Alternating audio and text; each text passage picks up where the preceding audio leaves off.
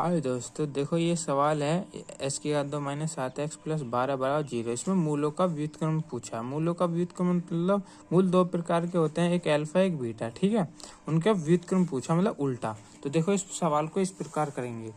देखो यहाँ हमने ये सवाल उतार लिया, ठीक है, और मूलों का व्युत्क्रम पूछा है। तो मूल व्युत्क्रम का मतलब 1/अल्फा प्लस 1/बीटा ये पूछा। ठीक है, अब देखो यहाँ, अब हम यहाँ से क्या करेंगे, मूलों का योगफल निकालेंगे और मूलों का गुणनफल निकालेंगे। तो देखो मूलों का योगफल कैसे निकालेंगे। हमें पता है कि मूलों का योगफल का फॉर्मूला होता है मूलों का योगफल। पहले योगफल निकाल ले हम। तो देखो माइनस एक्स का गुणांक बटे एक्स की घात 2 का गुणांक, एक्स की घात 2 का गुणांक। ठीक है, अब यहाँ मान धर देंगे माइनस एक्स, एक्स का गुणांक कितना हमारा, जो एक्स के पास वाली संख्या माइनस के साथ।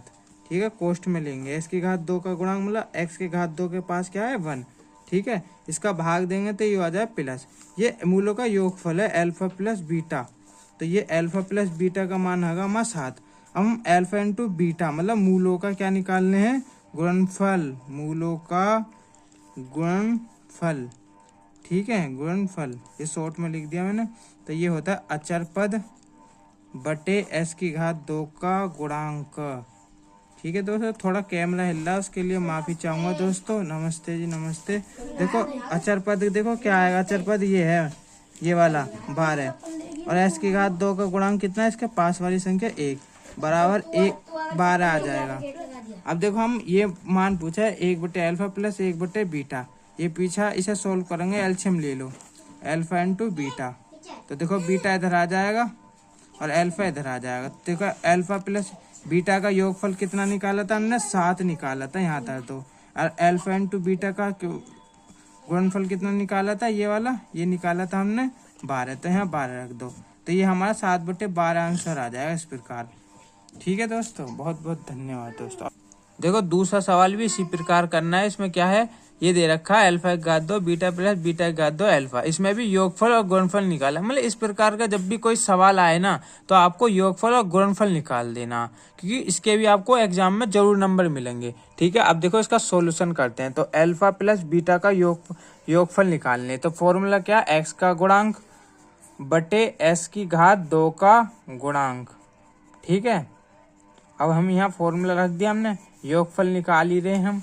तो माइनस एक्स का गुणांक क्या, मतलब एक्स के पास वाली संख्या कौन सी है, -3, और एक्स की घात 2 का गुणांक कितना 2। देखो माइनस माइनस प्लस हो जाएगा, तो 3/2 आएगा।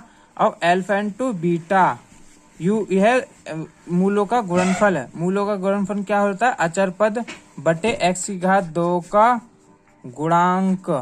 ठीक है जी, अब यहाँ अल्फा इंटू बीटा है ही, अचर पद क्या होता है, ये गिनतियां होती है। देखो ये 5 आ जाएगा। ठीक है, एस की घात 2 का गुणांक मतलब उसके पास वाली संख्या, तो ये 5/2 आएगा। अब हमें दिया क्या था सवाल में, मतलब जो पूछा था, दिया है कि क्या क्या पूछा, या प्रश्न अनुसार लिख सके हम। ठीक है, ये अपने अनुसार लिख सके, प्रश्न अनुसार क्या दे रखा हमसे, ये पूछा अल्फा की घात 2 बीटा प्लस बीटा की घात 2 अल्फा। देखो कॉमन क्या है इसमें, देखो यहाँ अल्फा यहाँ भी अल्फा, तो अल्फा कॉमन ले लिया।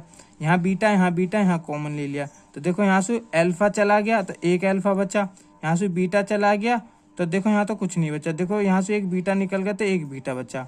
ठीक है, अल्फा इंटू बीटा का मान कितना था हमारा, कितना निकाला था 5/2, और अल्फा प्लस बीटा का मान कितना था हमारा 3/2।